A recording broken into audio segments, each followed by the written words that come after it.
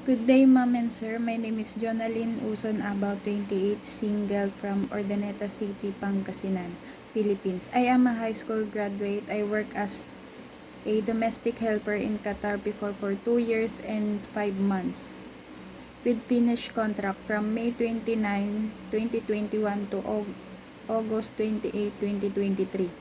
I serve 6 members of the family, husband and wife, and their 4 children aged 19 years old, 17, 15, and 6 years old.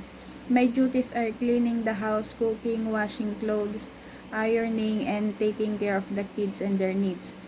I choose to work in Hong Kong because they offer a high salary that can provide my family needs. And people in Hong Kong is kind. To my future employer, please give me a chance to serve you as domestic helper. You can trust me with your children, and I promise to do all my duties and responsibilities. Thank you, and I'm looking forward to work with you.